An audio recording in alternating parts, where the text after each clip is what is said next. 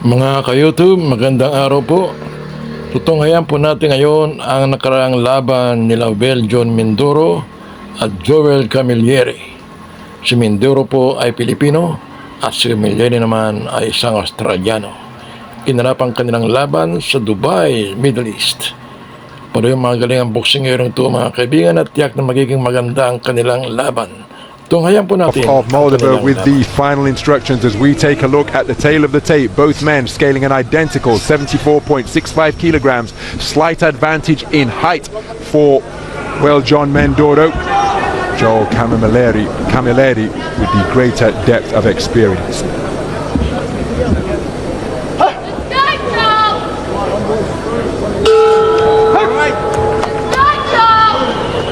So the opening round underway. This is 8 3-minute rounds for the Asian Continental title at 75 kilogram middleweight. Between two accomplished operators, and a man wearing the black trunks trimmed with gold is the undefeated professional, well, John Mindoro. 14 fights, 1 draw, 13 wins, all of them coming inside the distance. No stranger to fighting outside of the Philippines, because his last 2 contests have been in the United States, where he has produced a KO of the year candidate in July against TALO, getting him out of there in the second round of a contest scheduled for 8. As for Joel Camilleri, he competing in his 3rd contest of 2024. Spoke to Camilleri yesterday, said that he admires Andre SOG Ward, 2004 Olympic champion, still the last American male to claim Olympic gold. Claressa Shields, of course, took 2 Olympic titles in London and Rio, and he said the ring IQ of Andre Ward is what he admires. And he said that facing a puncher of this caliber and this repute really didn't hold any fears for him, as he scores with a flicking jab, then he doubled it up, not too accurate with the second pair of lead lefts, but he said that he intends to use that shot to frustrate the puncher. He said he's been in with punches as he lands a looping roundhouse right. And he says that the pressure that he will bring with his elusiveness, his ring craft and variety will just render Mindoro a frustrated figure, and then he'll start looking for the KO. And in the meantime, Camilleri told me that he will be piling up the points. Said this an opportunity to showcase his skills, because at his best he feels he's a match for anyone. So no shortage of confidence for the man from Melbourne. Since moved to Sydney to manage the Costa Zoo boxing school. After his contest with Tim Zhu, moved into that role earlier this year. Right cross, left hook to the body, left hook on the inside, landed by Camilleri. Again, Camilleri just content to box behind a low-held guard, protecting his abdomen with that lead right hand, the left hand wandering around his quad and kneecap. Walks his man back across the ring. Remember, both men scaling an identical 74.65 kilograms. Good use of the feet as darting laterally, both left and right, is Camilleri. Well, John Mindoro seeking to pin him against the ropes, bring him square in there. He did get through with a power driving right cross and unloads a couple of punches to the body. Left hook after turning the tables, landed by Camilleri. Competitive opening round of boxing. It was. Camilleri was doing a really good job right up until the last 15-20 seconds. He was keeping Mindoro turning and moving. He was nice and busy. He landed a really good right hand to the body, actually, about 40 seconds out from the end of the round, as Mindoro came forward, just dipped his knees and sank it into the ribs as he was coming forward. But then right at the end of the round, Mindoro just managed to get him back onto the ropes and get to work himself. So Camilleri's won that opening round, I would say, but Mindoro will be happy enough, because he was just trying to cover that movement off, trying to cut the ring off, and then right at the end of the round there, exactly what he would have wanted to happen, which would have been that bit of encouragement, came his way. And he was able just to let his hands go a little bit. Mindoro's got that power, the confidence that comes with that power. Arta better BM down at ringside, another undisputed champion. Everywhere you look. Speaking of power, prior to going the distance with Dmitry Bivol in that battle for the undisputed title at 175 pounds light heavyweight, 100% KO ratio for a man at the top of his profession as a reigning world champion. He knows a thing or two about power, but not loading up everything within his shape. Has good right hand to the body, followed by a left hook upstairs from Camilleri, but then Mindoro backing his man across the ropes with a forward foray, but keeping his composure under fire and answering with a single was Camilleri. Mindoro just seeking to end that little coming together with a right uppercut, but pulling the trigger first against the trigger man is Camilleri, now backing him up to his own corner with nudging right uppercuts, and it's physical on the inside. So action just on the edge of range as Camilleri continuing to be, oh, what a beautiful left jab, my goodness, came out on an upward trajectory from out of the line of sight of Mindoro, from around the kneecap, just cracked right into his face to disrupt his forward movement. Beautiful shot with that lead left from Camilleri as the two men test the tension of the strands just above our commentary position. Approaching the halfway stage as the overhand right from Camilleri was a speculative shot. Continuing to move effectively, laterally both clockwise and counterclockwise. Mindoro, quick-footed with his advances, trying to close the gap, but invariably the man breaking the standoff by letting his hands go first is Camilleri, and it's a disruptive staccato rhythm that he's boxing at, and Mindoro hasn't yet got to grips with that rhythm to demonstrate his own timing. Even though he's in with a noted knockout artist, Camilleri goes by the nickname of Kama KO, 14 wins of his 29 coming via the short route, remember, and there's that disruptive left hand once again, and Mindoro reduced to swinging and missing with his vaunted backhand. Tries the lead left hook but blocked effectively by the gloves and forearm of Camilleri. So Mindoro continuing to shape up nicely. Camilleri, again, dynamic figure up in the boxing ring as he circumnavigates, his back skimming against the ropes. Turns the tables once more. Mindoro content to accept the clinch for the intervention of the referee to separate the two. Closing seconds of the second round, and again, just even though Mindoro made his man miss and came out of a crouch with a speculative overhand right, the dynamic darting and elusive movement of Camilleri just give you the impression that he's controlling the tempo, or at least setting the tempo and the terms in which this contest is being fought. He's doing a good job so far, particularly in that second round, because he did in the second round what he did in the first, but crucially he didn't have the final 15 or 20 seconds in the second round that he had in the first, where Mindoro got on top of him a little bit. So that kind of wind that was in the sails of Mindoro at the end of the first, he's taken it back out again, and he's doing a good job of negating him and using that lead left back jab well enough to score like he does there.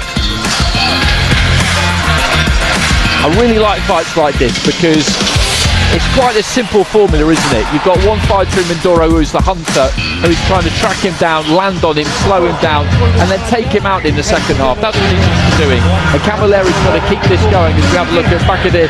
Jalolov sitting in front of, I think, Artur Beterbiev. That's a merciless combination if ever there was one. They know all about tracking an opponent, hunting him down in the second half, particularly Beterbiev. You've got to stay patient if you're Mindoro, but you've got to start making a little bit more contact on Camilleri. As we said in an earlier fight, shoulders, forearms, whatever, just make sure you start landing.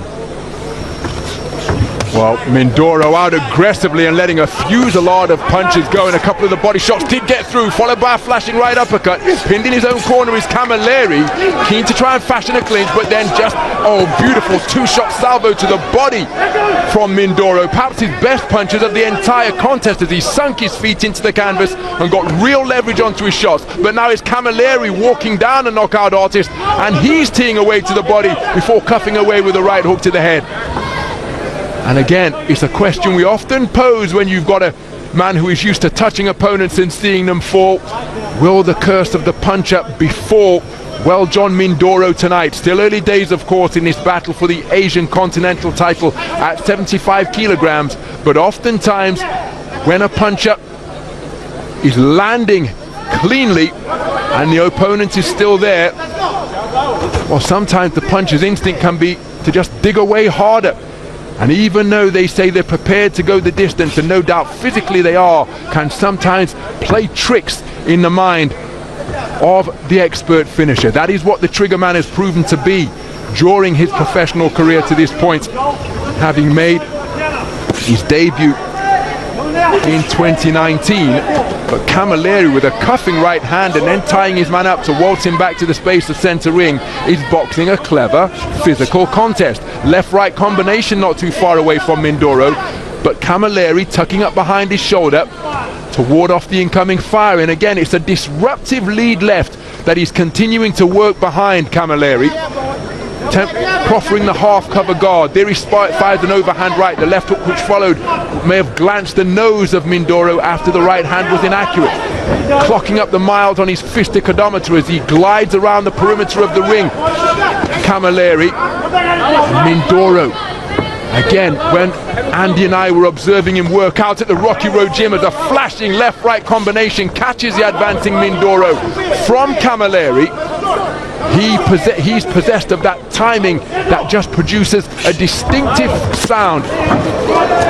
Overhand left was a barroom brawl of a blow from Mindoro. Couldn't quite find a range as he walked his man down, but Camilleri landing with the inside of the glove, and then an altogether cleaner right hand, and another one from Camilleri, followed by a left hook, boxing beautifully off the ropes as Mindoro tries to respond with a right uppercut of his own. But he's walked back across the ring by Camilleri, who is just neutralizing the bombs that are housed in the boxing gloves of the left and right fists of Mindoro.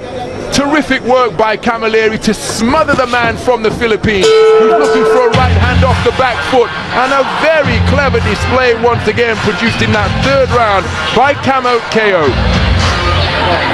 It was, but I would sound a note of caution there for him if I was a trainer. You don't want to really mix it up too much with this guy if you don't have to. He's boxed really well so far, his confidence will be high. Maybe he's felt the power from Mindoro and thought to himself, you know what, it's not all that. These 13 people you've knocked out, they're not me. I've been on the end of this, and I don't think it's necessarily anything to worry about, but you don't want appreciate your time.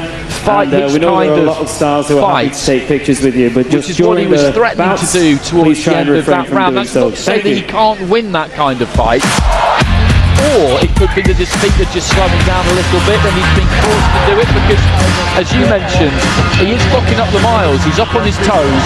It's a tiring way to fight. Mindoro will be hoping that some of the gas is going out of his tank for that reason. It'll be interesting to see how it progresses, because 5 rounds to go, that's a long time. So Camilleri, no stranger to going the 10-round distance, so 8 rounds for this Asian title won't hold any fears for him. But again, it's a very dynamic manner of boxing. As for Mindoro, who bulldozed his man back to the ropes and lands with a right cross. Clever boxing out of the corner from Camilleri, who's remained responsible. But now he's beginning to be teed off upon by Mindoro. Is this a stoppage? No, it's a standing count.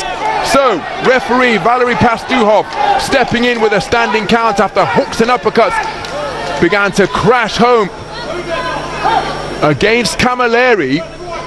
Oh, that's a beautiful right hand on the resumption, but now Mindoro has got his man going, and he's seeking to demonstrate that he is a precise and merciless finisher once again. It's an awful long time to negotiate. Beautiful left hook, but then a right hand in response from Camilleri.